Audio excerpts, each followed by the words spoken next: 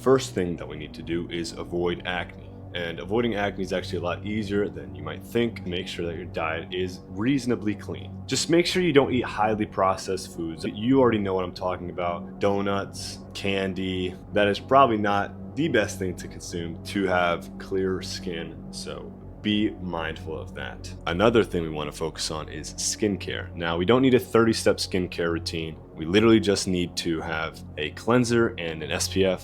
You don't need anything else. You can get this cleanser right here. Another thing to avoid acne is to actually wash your pillow sheets and use silk pillow sheets. When you follow these 3 rules, it's almost impossible to get acne. It's very rare that I'll get acne. Sometimes I will.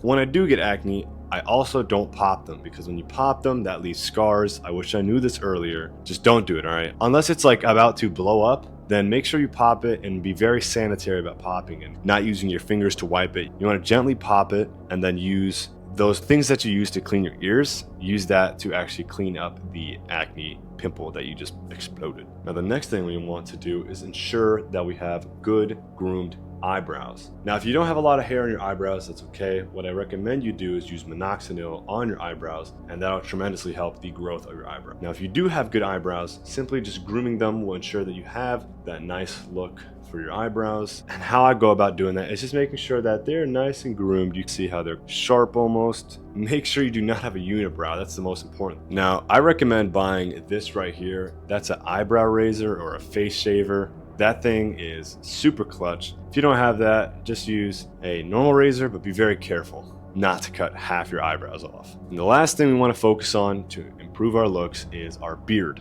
or facial hair. Now, I can't grow a perfect beard, so I am rocking the disconnected goatee because I find it suits me well. Now, if you can grow a beard, I highly recommend you grow one, but make sure that you groom it very well. What I mean by that is if you can grow a beard, just make sure you're trimming it weekly, bi-weekly. Just make sure you're grooming it, okay? You don't want it to be super long, looking like a homeless person's beard, but you also don't want to have the scruffy looking high school beard, which is unfortunately what I have for now. And again, if you have really bad beard genetics, you can also use minoxidil. That'll also help with the beard. Now, I recommend that you line up your mustache. So you see under my mustache, I've gotten it cut. Another amazing tip that is super, super underrated. Dude, this tip is amazing. I love this tip the most. This is definitely my favorite tip I've ever learned for improving my looks, is actually using a beard dye. Now, guys, I'm putting you on. So you want to use this right here. Now, match it for how your beard color looks and watch a small YouTube guide on how to use it. But how I use it is you mix the 2 things together. Like you'll see if you watch the YouTube video, you'll see what I mean. You mix the 2 colors together, then you lightly put it on your beard, mustache, goatee.